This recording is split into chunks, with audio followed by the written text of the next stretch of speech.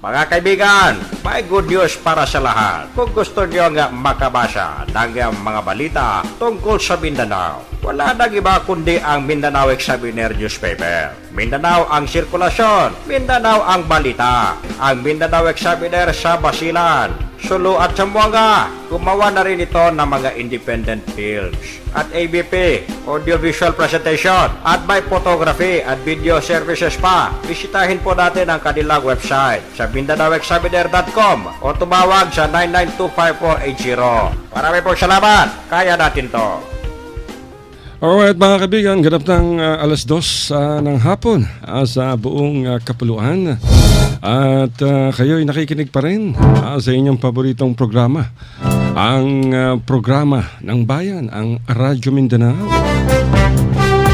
Dito lamang sa DXXX Radio Philippines Network sa Western Mindanao. Taponya Balingkod, Alasinta, nagsasabing isang mainit na hapon sa ating lahat. Hello, mayong hapon. Howdy mga kaigsunan. Niya napunta sa ating tulumanon ang Radyo Mindanao. Hinaot nga nalang gihapon kamo sa mayong pangkabubuton, sa mayong panglawas, sa mayong pangisip. Kay niya napunta samok-samok diha sa inyo unsa may inyong ginabuhat karong adlaw. Naama mo sa inyong tagsa-tagsa kang panimalay, naamo sa bukid, naamo sa dagat, o naamo nga ga-drive sa inyong mga sakyanan. Kinilang gihapon ang atong tulumonon Radyo Mindanao, si Abdel Disa, moingon nga mayong hapon, bisag init mga kaigsunan. Apan mayong hapon lang gihapon, makabibihag lang gihapon ang kahaponon, kahit lagi hantod karon kaluoy sa Ginoo. Buhay lang gihapon ta, di ba? So, pasalamat sa Ginoo nga buhay lang gihapon ta hantod karon. O welcome sa atong tulumanon, ang Radyo Mindanao. Alright, dagan salamat sa imo bahay. Wow, grabe, init kay. Ang init mga kaibigan sa labas, grabe. Talagang sobra. Siguro nasa mga 40 degrees Celsius. Dami akong napapansin ng mga bata ngayon, no? Pulang-pula yung mga mata. Baka naman sabog.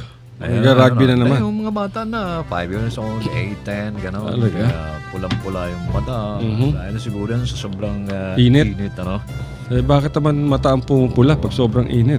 I don't know, kasi Dapat yung katawan, yung kutis, di ba? lahat daw ng sakit, may mga sakit na pag ganitong tag-init ay talagang Alright. gusto yung mila-mila, matod pa nila. Mila. Mila-mila.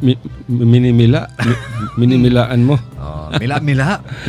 Sa mo ni? Mila-mila. Bye, mila-mila. Ay, alright. Ito, bati. Ang dami nagtitext. Binabati natin yung mga taga Basilan Province. Tahimik na ba kayo dyan?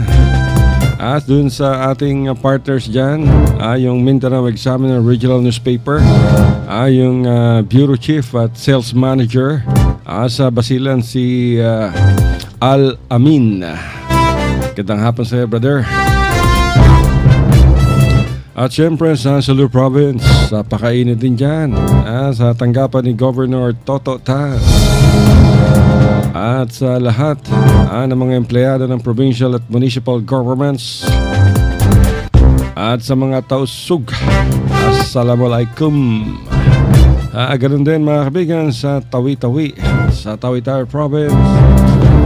Tuloy pa ba yung nickel mining dyan? Maawa naman kayo sa Tawi-Tawi.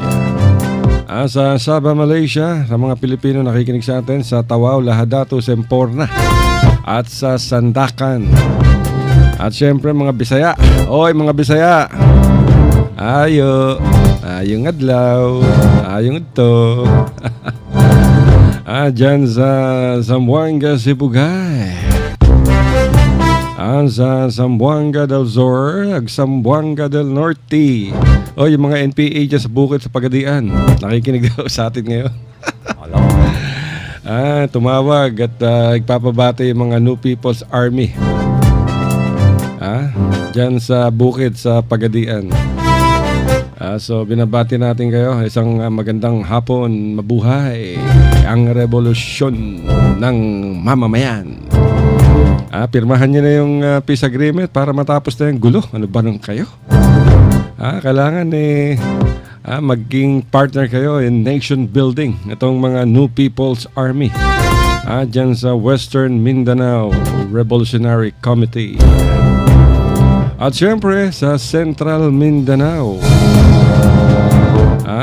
Sa Cotabato City. Yan, lakas-lakas ng ating partners, yung Mindanao Examiner Regional Newspaper.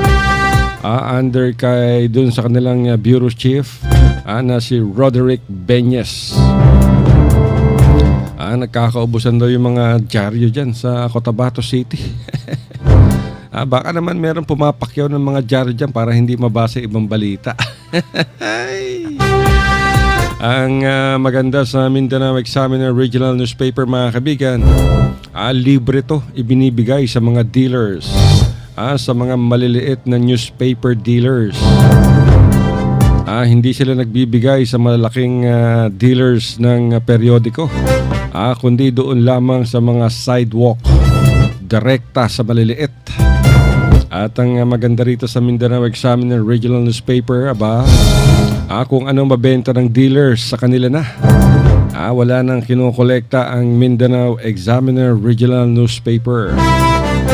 Tulong daw ito, social responsibility, social program ng pahayagan. Yung mabenta ng mga newspaper dealers sa kanila na. Magkano ba yung dyaryo? 10 piso lamang, mga kaibigan. Kung makabenta yung mga dealers ng 50 dyaryo sa isang araw, nako.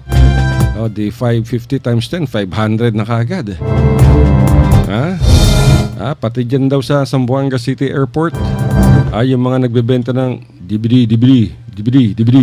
Nagbebenta rin na rin ng Mindanao Examiner Regional Newspaper. Pati dyan sa Pagadian, yung mga nag-DVD. At syempre, nagpapabate sa Yubenco. Nagbebenta raw dyan. So, Yubenco Mall, saan ba to? Basahin mo. Okay. Dyan sa Putik. Dyan sa Madi Village. Sa Zamboanga City pa rin to, di ba? Nagbebenta ng mga DVD. Supware. Nagbebenta rin daw sila ng Mindanao Examiner Regional Newspaper. Malakas daw ang dyaryo dyan sa Yubenco Mall, sa Putik. Siyempre dyan ulit sa Pagadian sa taga Kismet. Kismet Cable. Nakikinig daw sila ngayon. Magandang hapon sa iyo, Richard. Yung supervisor ng Kismet Cable. Nakikinig daw sila. So magandang hapon. Siyempre mas maganda ka pa sa hapon, Sir Richard. Siyempre sa Davao City. Dito tayo ngayon naka-broadcast, naka-hook up sa atin ng Zamboanga at papang lugar. Pati Dipolog, Pagadian, Dapitan. Yung taga Punta del Sol. Hindi pa kami nagpo-programa kahapon. Nagte-text na, hindi raw sila binati kahapon. Wala kaming programa every Sunday. Monday through Friday lamang to. Dahil inarbor ng aming manager na si Philip Aboy ang Saturday and Sunday. So yung taga Punta del Sol, dyan sa Samal Island Garden of Samal. At sa La Isla Bonita, parang kanta, La Isla Bonita, kanta ni Madonna. Good afternoon sa inyo dyan. Sa Talikod Island to, katabi lamang to ng Island Garden of Samal. Kung sino daw gustong mag-booking, kung sino gustong magbakasyon, mamasyal, punta na kayo sa Punta del Sol Beach Resort sa Samal Island at sa La Isla Bonita. Maaari niyong tawagan ang kanilang cellphone number 0977-825-6393. Ulitin natin, mga kaibigan. Pwede nyo rin tayaan to sa loto, sa swerte, sa last two. Sa weteng, pwede rin. 0977-825-6393. At yung isa pang cellphone number ng La Isla Bonita, yung kanina sa Punta del Sol. Iisang kumpanya lamang to mga kaibigan. Dyan sa La Isla Bonita, puti ang buhangin. Maaari kayong tumawag o mag-text sa kanilang cellphone number. 0998-921-2754. Ulitin natin. Binobola. Sa 0998-991-2754. Wala pa yung nakadaog, ha? Labas na yung Mindanao Examiner. Nako, nagkakaubusan na. Kaninang umaga, halos maubos na. Dahil ang kanilang banner story, mga kaibigan, ang front page nila, nag-iisa lamang. Ang laki-laki ng litrato ni Tatay Digong, ha? Ang kanilang title, Time Magazine, World's Most Influential Person. Tatay Digong Duterte. So congratulations kay Pangulong Duterte. At siya ang pinangalan ng World's Most Influential Person ng Time Magazine. Ganda yan. Ang ginagawa daw nung sabi nung isang dealer, bakit pumapakyaw kayo ng Mindanao Examiner? Yung dyaryo daw mga kaibigan, inilalagay sa mga pintuan sa labas ng bahay. Kasi nandoon yung malaking litrato ni Tatay Digong Duterte. Ayos din pwede mo nga namang i-display ito sa harap ng bahay ninyo mga kaibigan, sa mga pintuan, sa mga dingding. Pati daw yung mga karinderya dyan sa palengke. Saan itong palengke? Sa Zamboanga, Pagadian. Dito sa Davao, meron ba? Alamin natin mamaya kay Maluca Blinda, yung Bureau Chief ng Mindanao Examiner Regional Newspaper dito sa Davao Region. Kung nagkakaubusan na ba? Ang ganda, tignan mo yung litrato ni Tatay Digong sa Mindanao Examiner. Para siyang santo, di ba? Yung nasa likod niya mga kaibigan, yung simbolo ng sagisag ng Pangulo ng Pilipinas. Tapos sa likod niya yung X o yung rayos ng Haring Araw. Para talaga siyang santo rito, no? Santo Rodrigo Duterte. Kaya kung gusto nyong milagro, bumili kayo ng Mindanao Examiner, ilagay niyo sa inyong mga dingding sa labas ng pintuan, saka kayo tirikan nyo ng kandila, saka kayo magdasal. Humingi kayo kay Santo Tatay Digong Duterte ng milagro. Malay nyo, yung mga tao ni Tatay Digong makitang nakalagay yung Mindanao Examiner ninyo sa labas ng bahay. Na kung saan ay banner si Tatay Digong, baka bigyan kayo ng 10 kilong bigas. Who knows? Yung mga nakikinig sa atin ng mga DDS, hindi Davao Death Squad. Kundi diehard Duterte supporters. Sa kanilang, dito pa si Kuya. Si Kuya Pulong Duterte. Meron siyang sinabi dito, jubilant, sabi, Duterte's loyal supporters and followers welcome the news of his winning the poll, Time Magazine poll. His family also lauded the poll result. Wow. Sabi pa rito sa balita, the President's son, Paulo, who is currently the Vice Mayor of Davao City, said his father's good showing in the Time poll is an indication that the 72-year-old patriarch has the trademark of a good leader. Wow. Ang sumulat ng balita ay walang iba kundi si Ma'am Maluca Blinda, ang Bureau Chief ng Mindanao Examiner Regional Newspaper sa Davao City at sa Davao Region. At sa page 2 naman ng pahayagang Mindanao Examiner, mga kaibigan, so the OFWs thank Duterte for visiting them. Nandito si Papang Sakurtan, yung tatay-tatayan ko, mga kaibigan, kasama si Tatay Digong Duterte. Nagpunta pala ng Saudi Arabia si former Governor Sakurtan. That's good. Congratulations kay Governor Sakurtan. At sa page 3 naman, mga kaibigan, Arm Obia holds first Provincial Youth Congress in Lanao del Sur. Kudos din kay Director Amir Mawalil, mga kaibigan. Siya yung Executive Director ng Bangsamoro Youth Affairs. Matagumpay yung ginawang Youth Congress dyan sa Marawi City, mga kaibigan. Last week lang to, hindi tayo nagkakamali.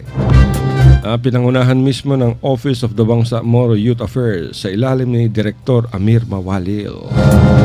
At nandoon din, mga kaibigan, yung TESDA o Technical Education and Skills Development Authority ng ARMM.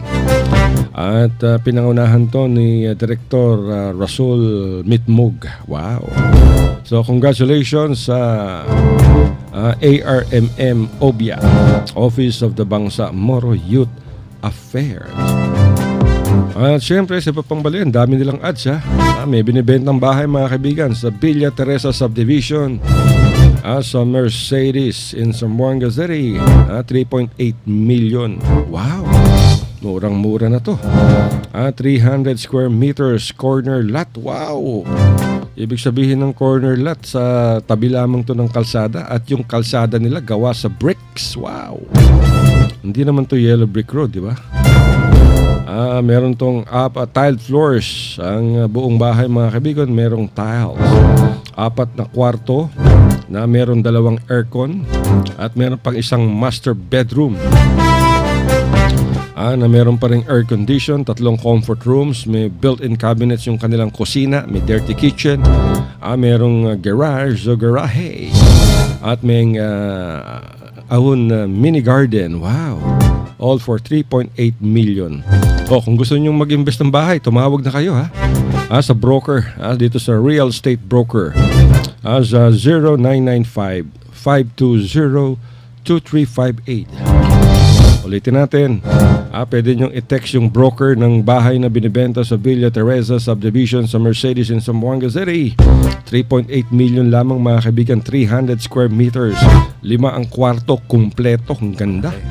May kasama pang chandeliers at mga ibang muebles. Tawag kayo sa real estate broker sa 0995 520-2358. Yan. Ay, pag nabenta yan, broker, bigyan nyo kami ng pansit dito. Pansit lang, okay na yan. At sa iba pang balita sa Mindanao Examiner, Sulu government adds new batch of students to its scholarship program. Si Governor Toto Tan, talagang napakasipag. Ito maganda. Ito dapat gayahin ng mga ibang gobernador. Meron pa sa iba pang balita, ARMM holds dialogue with Lanao del Sur social development sectors. Nasundan natin to recently. Ang dami nagrereklamo yung pera daw ng 4-piece program. Hindi raw nakakarating sa kanila. Sa mga beneficiaryo nitong Pantawid Pamilyang Program. Yun naman pala, sinisisi ninyo si Governor Mujib Hataman. Sabi naman ni DSWD Secretary at presently siya yung Regional Vice Governor, si Harun Al-Rashid Lucman Jr. Wala na raw control pala ang ARMM, matagal na sa pagpapadala ng mga pera sa mga beneficiaries, mga kaibigan, ng Pantawid Pamilya. Dahil ang nagpapadala nito yung central central headquarters ng DSWD.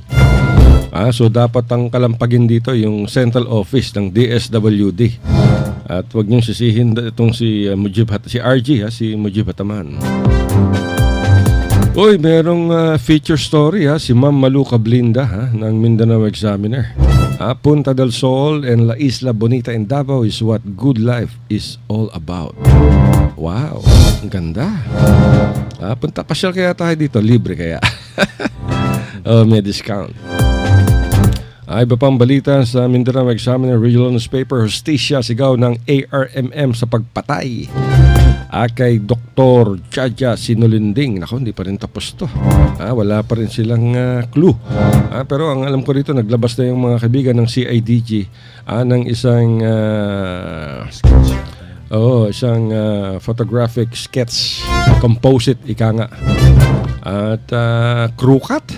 Nakita natin yung litrato na ibinigay sa Mindanao Examiner Regional Newspaper ng CIDG. At sa tingin ko, crew cut yung mukhang sundalo. Mukhang sundalo yung suspect. Kasi siyempre, military lang naman ang gumagamit ng ganong klaseng gupit . Pero hindi natin na sinasabi na sundalo. Parang. Alam nyo, may yung mga Taliban nga, nagpanggap ng mga Afghan army soldiers, nilusob nila yung kampo, ang dami namatay. Di ba? Yun, naka full pack, naka-uniforme, naka-helmet, naka-Kevlar, lahat. Yung pala, mga Taliban militants yun. Sa Davao City pa rin, sabi ng New People's Army, don't sabotage peace talks. Sinabihan nila yung militar. Bakit ba nila sinasabihan ng militar na huwag isabotahe yung peace talks? Sabotahe nga ba? Ayon kay George Madlos, ay yung patuloy daw na opensiba, mga kaibigan, ng militar ang siyang naglalagay sa peligro sa peace talks. Tuloy-tuloy yan hanggang wala naman ceasefire. So hanggang walang ceasefire, hindi mawawala yung atake ng militar. Hindi rin mawawala yung atake ng mga NPA, di ba, mga kaibigan? So kailangan magkaroon muna ng ceasefire, bilateral ceasefire. Hindi pa pwede yung unilateral ceasefire. Kailangan pareho may agree at meron tong terms of reference. Sa technology tips, mga kaibigan, repairing your micro SD card. This will save your data. Yan ang tips ng Mindanao Examiner Regional Newspaper, care of Angela Palmer of Android Pit. At syempre, yung paborito kong medical columnist ng Mindanao Examiner Regional Newspaper, si Dr. Willie Ong. Ang kanyang health column ngayon sa Mindanao Examiner, mga kaibigan, masakit ang likod, ano ang dapat gawin? Payo ni Dr. Willie Ong. Sabi niya, yung sakit sa likod at balakang ay nararamdaman ng halos lahat ng tao. Kung ikay sobras titimbang, may problema sa likod tulad ng scoliosis o hindi nag-ehersisyo, mas maaga mo itong mararamdaman. Bakit sumasakit ang likod, doktor? Sabi ni doktor, ang kadalasang dahilan ng pagsakit sa likod ay ang muscle strain o sprain o iyong sakit ng kalamnan. Para bang may pilay sa likod. Ang sanhin nito ay ang pagkakapuwersa ng muscle sa likod dahil sa unang-una, maling posisyon sa pagtulog. Kalawa, maling pag-upo, yung parang nakakuba. Ikatlo, maling pagbubuhat, nakayuko kung magbuhat o nagbubuhat ng sobrang bigat. At ang ikaapat, sobra sa timbang. At ang ikalima ay dahil sa edad, na siyang nagiging dahilan ng pagkakaroon ng arthritis. Mga kaibigan, maganda to. Bumili kayo ng Mindanao Examiner Regional Newspaper. Available ito sa inyong mga paboritong newspaper dealers dyan sa buong Mindanao. Sa Visayas, sa Cebu meron daw. Sa Cebu City meron Mindanao Examiner. At syempre sa Quiapo, sa Maynila, dyan sa labas ng Islamic Center, pabibili ninyo ang Mindanao Examiner Regional Newspaper. At sa Cebu City, yung banner naman ng Cebu Examiner, mga kaibigan, Duterte tells security forces to bomb Abu Sayyaf in Bohol. Napatay na ng isang araw si Joselito Melloria. At yung tatlo pang ibang Abu Sayyaf, mga kaibigan, dyan sa bayan ng Clarin, kahapon lamang to, dyan pa rin sa Bohol. Na corner sila, mga kaibigan, patay. Etong si Melloria, kung di tayo nagkakamali, ay dati itong member ng New People's Army. And then after that, sumanib siya sa Maute Group dyan sa Lanao del Sur. And then eventually dyan siya sa Abu Sayyaf. Convert, Islam convert to. So yan ang nangyayari sa kasalukuyan, mga kaibigan. Ay, naku mga kaisunan. Pero matod pa nila nga na naghahatag og 1 million, di ba? Si atong presidente, kakinsang 4 yun namatay. So 4 na milyon yun. Dato. Mura ka man ng swerte ta, di na mo tayo og loto kay kana. Tudlo lang ta. Asa dapit ng mga busayap sa Bohol, mga kaisunan. Kwarta dayon kay kineng laging ng loto. Mo taya pa man ka 10 piso, 20 piso, pilawa na mong kuhan, antun nga mo di lang gihapon mo daw mag-action, pero kana di na taya-taya, sugan lang ka sa mga pulis, tugan lang ka sa mga sundao, kwarta tayo mga kaigsoon. Basta madakpan sila o mapatay man o masakpan man, basta ara gyud ka nga 1 million kada mo kwarta. O mao na mga kaigsoon no. Og hapit naman day kuan sa ta kining basig wala mo kay bulo asa mo naminaw kining magpaila-ila sa ta mga kaigsunan. Mga kaibigan, may good news para sa lahat. Kung gusto niyo nga makabasa ng mga balita tungkol sa Mindanao, wala nang iba kundi ang Mindanao Examiner newspaper. Mindanao ang sirkulasyon, Mindanao ang balita. Ang Mindanao Examiner sa Basilan, Sulu at Zamboanga. Gumawa na rin ito ng mga independent films at ABP, audiovisual presentation at may photography at video services pa. Bisitahin po natin ang kanilang website sa MindanaoExaminer.com o tumawag sa 9925480. Marami pong salamat. Kaya natin to. RPN Radio Philippines Network. Radyo Ronda. Triple X Zamboanga. Kapisanan ng mga broadcaster ng Pilipinas. Ayaw nila. Okay mga kaigsunan, ang oras na ito, alas 2:30. O kamulang gyapon na minaw sa atong tulumanon, ang Radio Mindanao. O sa atong mga kababayang mga Muslim, nagselebrar sa ilang di mauna Al-Isra wal Mi'raj. Maunang ingon sila nga ang adto ang paglakbay sa atong propeta Muhammad sallallahu alaihi wasallam didto sa langit mga kaigsunan ug gipakita po sa Ginoo ang unsay mga unsay mga kanang sulod ni anang langit, sulod ni anang paraiso, sulod ni anang impyerno. So mao na mga kaigsunan karon ilan ang diskutan, ilang giselebrar ang Al-Isra wal Mi'raj nga petsa 24 na motunong sa mga kaigsunan karong adlaw. So balik ta sa atong hisgot-hisgot mga kaigsunan din sa atong tulumanon kanang Radio Mindanao o kining atong newspaper kaning Mindanao Examiner. Dali ra kayo siya mahurot mga kaigsunan, por eso nga pamalit na mo aron nga masayod ta unsay kalihukan, unsay panghitabo sa dinhi sa Mindanao mga kaigsunan o sa laing pang dapit. Diba? Aron nga dito ganan sa Manila mga kaigsunan, dali ra kayo siya mahurot. Dali ra kayo siya mahurot kay lagi daghaman tag mga kababayan taga Mindanao dito sa Manila maong inigabot na gani kada Lunes na umabot dito sila inigabot gani ng Mindanao Examiner dito sa ila hurot din ang mga kaigsunan kay lagi daghan din kababayan gusto nilang makabasa, gusto nilang makabati unsay mga kalihukan, unsay mga balita nga nahitabo din sa Mindanao. So mao na mga kaigsunan ang atong Mindanao Examiner kinahanglan nga ato gyunan silang basahon ug mamalinta parator ba na 10 piso ang mga kaigsunan. So sa atong mga silingan, sa atong mga kaigsunan, inaot nga sige tag magmatngon, sige tang kining magbantay sa atong kaugalingon, sa atong dili lang sa atong kaugalingon kay sahay kining atong kaugalingon magbantayan po nato kay importante kay ang atong panglawas, ang atong panglawas maunang ang atong kapital aron nga makakita dag trabaho, aron makakita dag unsa-unsay atong mga para sa atong pamilya mga kaigsunan kay lisod kaay ning magkasakit no.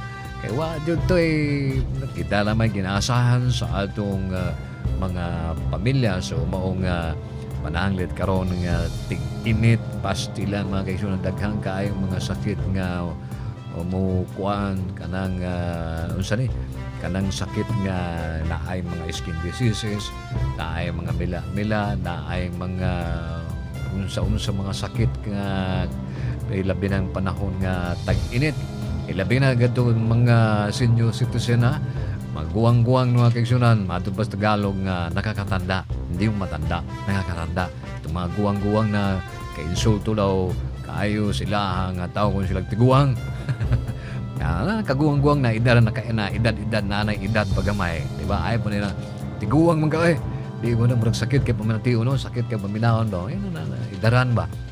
Edad nga gamay urag makabati pud tag unsa ni makabati pud tag nga dili kayo nga tiguang na ba na pero dili kayo sa tiguang. So kinahanglan daghanan ninyong pag-inom og tubig. Correct. Diba? Aron nga di dama unsa ni ma-dehydrate matug pa sa Amerikano. Mo na matigsunan na. Ay, meron na promo yung Max Restaurant ngayon. Oy, Yung yan. promo ng Max Restaurant, mga kaibigan, chicken all you can, eat all you can, manok. 249 pesos lamang. Yung promo ng Max Restaurant, eat all you can, ang kanilang pritong manok. Nakon, 240 rin, mga kaibigan. Nasa rice. Wala. Manok lang jud. Manok lang at saka Pepsi, isang baso ng Pepsi Cola. Dito kanon sila ha. Ang mahal, mga kaibigan. Kung gusto nyo ng eat all you can, doon na lang kayo. Bumili kayo ng 1 kilong manok, 130 lamang sa palengke, prito ninyo. Nakatipid na kayo, masarap pa. Sa Max Restaurant, imagine, all you can eat na manok, 249. Libre lang isang basong Pepsi.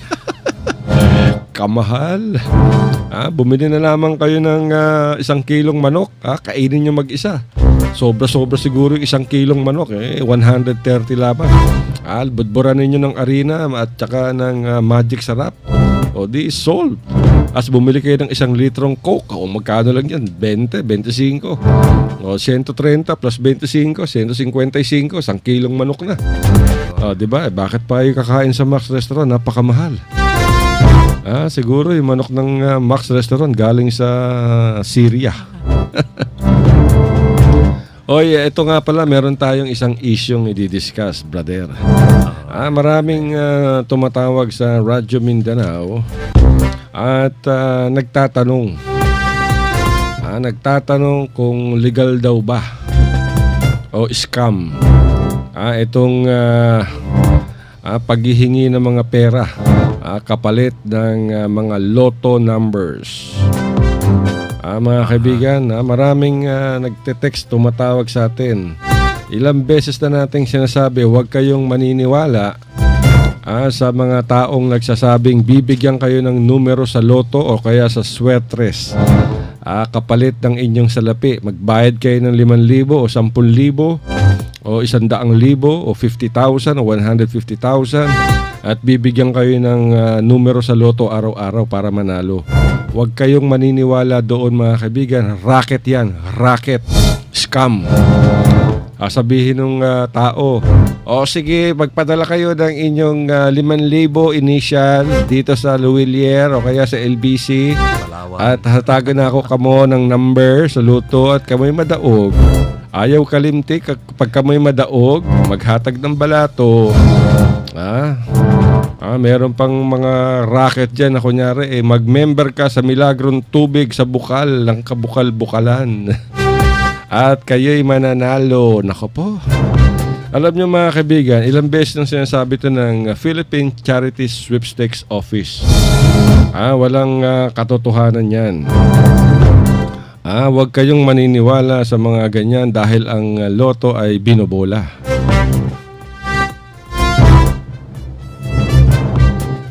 Binobola yan, mga kaibigan, at hindi tayo mambobola. Ang numero ay lumalabas dahil sa pambobola o pagboletas, ika nga. Diba, nakikita natin sa TV na yan ang tanging paraan upang tayo ay manalo. Lucky. Ika nga, talagang swerte-swerte lang. Walang makakapagsabi kung ano ang lalabas sa loto o kung ano ang mananalo. So nasagot na natin yung mga tawag at text tungkol dyan. Marami daw ang nag-iikot sa mga probinsya. Dyan sa Zamboanga, Sibugay, nagsasabing magbayad kayo sa akin at bibigyan ko kayo ng numero at kayo mananalo. Meron pa dyan yung mga iba pang grupo. Yung mga nagsasabing Duterte kami. Tapos member ng isang foundation o ng isang grupo o mga volunteers ni Duterte. mag-member ka sa aming Duterte Organization, magbayad ka ng 100, 300, bibigyan ka namin ng ID. At pag naging federal ang buong bansa, ay bibigyan namin kayo ng mga pabuya. Nako, huwag kayong maniniwala dyan mga kaibigan. Racket pa rin yan. Scam. Ay napakadami ng mga Duterte, mga grupo ng nagsasabing mga Duterte organizations kami. Kunyari magpapaseminar tungkol sa federalism. Sa isang venue, sa restaurant ba o sa hotel o whatever. At pagkatapos niyan, dadalo naman yung mga tao dahil siyempre merong seminar sa tungkol sa federalism at kung ano ito. And then pagdating doon, magpaparehistro ng mga pangalan at sisingilin kayo ng 100, 200, 300. And then sasabihin, itong binabayad nyo ay para sa venue at para sa ID. Nako, bawal yan mga kaibigan. Walang pinag-uutos si Pangulong Rodrigo Duterte na magpalista kayo sa mga iba't ibang grupo ng mga Duterte supporters at magbabayad kayo ng 100 hanggang 300, minsan 500 pa bilang pagsusuporta dito kay Tatay Digong Duterte. Kapalit lang niya na isang mumurahing ID na piniprint out mga kaibigan sa printer. Kukunan kayo ng litrato, ipiprint lang sa ID. Nako, racket yan. Mag-ingat kayo mga kaibigan. Lagi nating isipin, na itong mga gantong klase talagang maraming naluloko. Nangyari na dyan dati yan yung Ponzi scheme. Kung hindi tayo nagkakamali, ang Mindanao Examiner na regional newspaper sa Pagadian ang nag-expose, kauna-unahang media na nag-expose itong Ponzi scheme sa Pagadian City, dyan sa Zamboanga del Sur. Dahil yung isang member ng media, nag-invest dyan. Nag-invest ng 500, nakakuha ng 3,500, nag-invest siya uli, wala na siyang nakuha.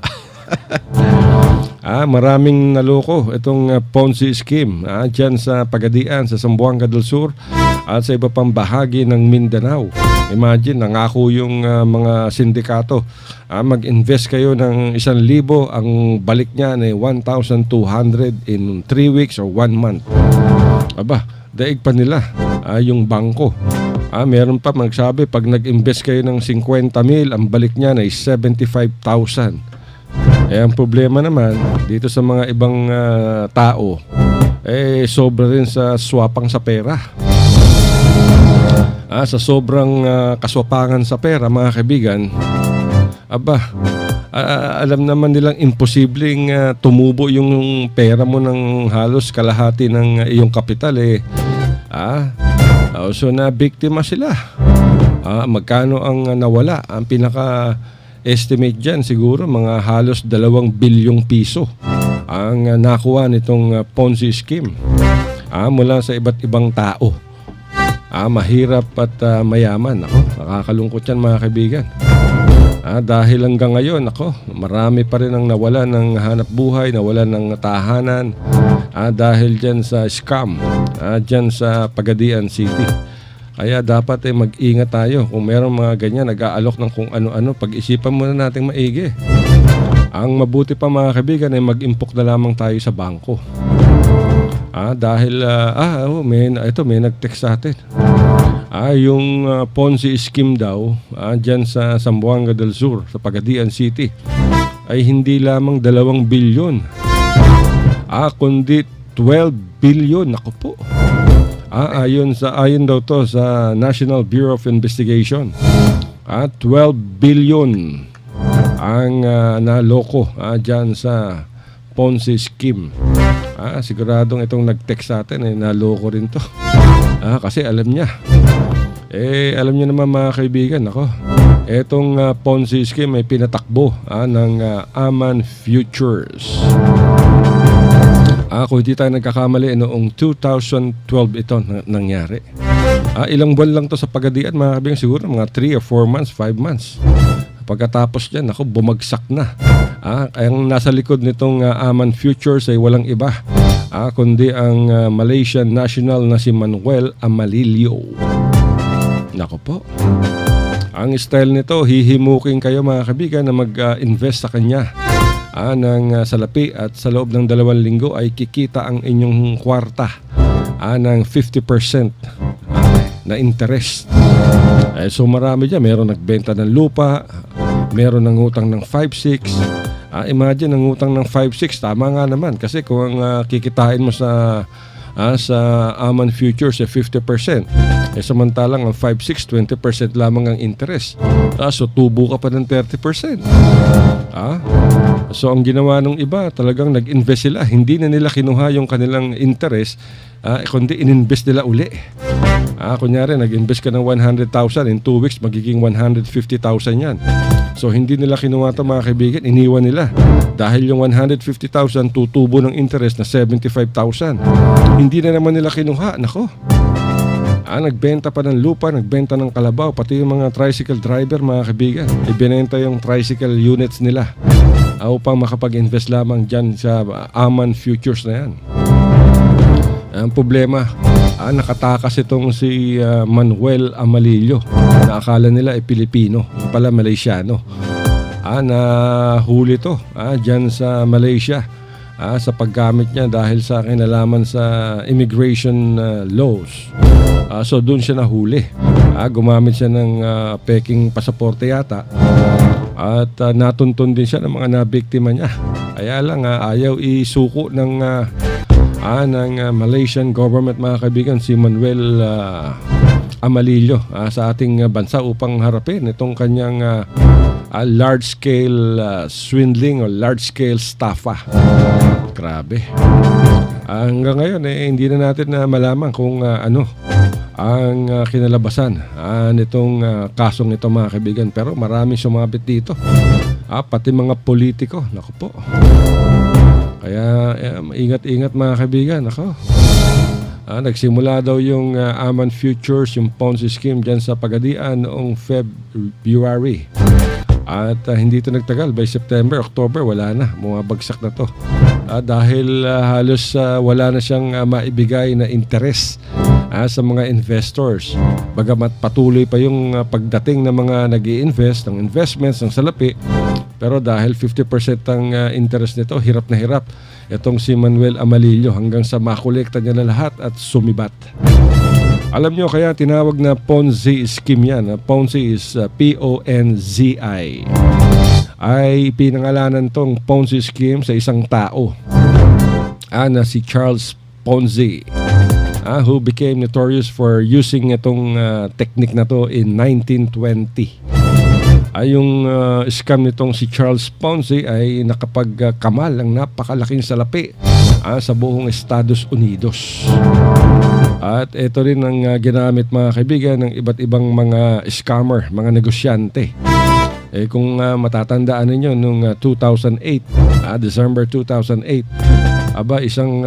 isang Amerikano na stockbroker at investment advisor na si Bernard Madoff ang dinakip matapos itong maloko ang napakadaming investor sa Amerika. Alam nyo kung magkano ang kanyang natangay? $65 million. Wow! Grabe! $65 million ang natangay nitong si Bernard Lawrence Madoff dahil sa kagagawan nitong si Charles Ponzi. So ingat mga kaibigan, dun sa mga naghahangat ng biglang yaman, biglang salapi, gamitin natin yung ating common sense kukote. Ito mga kaigsuna, no? Kita murag ug dili lang kun nalang tatay kontento sa adong panghuna-una ba unsa may inyong makuha karon kanang dili ta mag kanang unsa ni kanang mulabaw patang sa pagkadalo sa pagkayawat pa ngani usahay kinaay mga tao nga daghang kaayog mga tao karon nga mangingilad ba. Dahan kayo itong matang mangingilad. Unya, maangil po sa ilang, maangil po sa ilang pangilad. Ala, ang mangilad o ang nailad, pareho na sila. So, wala may kontento sa usag-usa. Punta, kanan silang mangilad, no? Dili na ta magpatuntuan na nila. Kay hibalo na ba ata? Nga, inana, usahay magradyo pa ng uban, undier pa ng uban nga kaning naadaw ani o naadaw mga unsa-unsa o niya ang uban pod mangitag mga kwarta pinaagi pod sa mga unsa-unsang mga kining unsa-unsang mga pamaagi aron lang mga kitag kwarta unta kitang mga katawhan kontento ba ta bisag unsa na ang atong panginabuhi dili ta mag-ingon nga modato nainana ganing aman dugay nagana dito duha katuig na tingala ng milabay tulo katuig milabay daghan kay na biktima bisa itong mga pulis mga sundalo na biktima anang aman bitaw sige mo dato daw sila naasa man karon gipangbaligya na nila ang ilang mga bahandi gipamaligya nila ng mga kabaw ng mga yuta unsa pa diha hala handod nga kinsa may dili daw madani nga 50-50% ang matubo sa imong kwarta na usaha man na dako tungod lagi sa pagkauban nga dili kontento na mauna nailad sa mga tao nga mangingilad na simple lang kayo ba makita dag kwarta karon bisag ginagmay ayaw na yung taon nga pasubrahan diba maura man ang gibutang gihatag sa imong Ginoo na hantod mo anang mabiktima ni anang mga tao nga ay kaingon tag satanas man sila unsa man sila nga walay lain tumong kundili kundili mangilad hantod kita mangilad mo pangasunan Masamayang nanloloko kayo sa kapwa nyo. Anyway, wala na tayong magagawa dyan. Talagang human nature yan. May nanloloko, may nagpapaloko.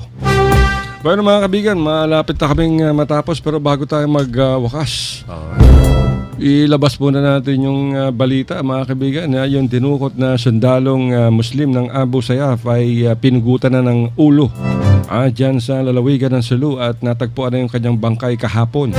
Kinilala naman ng militar ang biktima na si Staff Sergeant Ani Siraji ng 32nd Infantry Battalion. Dinukot ito nung nakaraang Biyernes habang papunta sa barangay Igasan sa bayan ng Patikul. At natagpuan ang kanyang bangkay pati ang kanyang ulo sa barangay Taglibi sa Patikul pa rin yan. Etong si Siraji mga kaibigan ay dating rebelde ng Moro National Liberation Front. At nang nagkaroon ng peace agreement sa pagitan ng militar at ng pamahalaan at MNLF noong September 1996 ay na-integrate itong si Staff Sergeant Ani Siraji sa Armed Forces of the Philippines. Dahil sa peace accord mga kaibigan, about 7,500 na mga MNLF members ang na-integrate sa Armed Forces at sa Philippine National Police. So napatay ito mga kaibigan. So nakikirama tayo sa pamilya ni Staff Sergeant Ani Siraji. At bago tayo magtapos, ito pa. Tiniyak naman ngayon na huli mga kaibigan ako isang koronel ng pulisya ng Davao City. Si Superintendent Maria Cristina Nobleza. Nadakip to habang tinatangkang iligtas ang isang miyembro ng Abu Sayyaf na pinaniniwala ang kanyang tiniyak ng Philippine National Police naman mga kaibigan nadakip to sa bayan ng Clarin na kung saan napatay itong si Joselito Melioria at 3 pang Abu Sayyaf. Sinabi ni Police Director General Ronald De La Rosa sisibakin nila sa serbisyo itong Superintendent Maria Cristina Nobleza at kakasuhan pa dahil di umano sa tangkang pagtutulong sa mga nagtatagong Abu Sayyaf dyan sa bayan ng Clarin sa lalawigan ng Bohol. Tiniyak to mga kaibigan mismo ni Kuya Bato de la Rosa. Si Nobleza ay nadakip kasama yung kanyang driver na si Rinor Lul Dungon.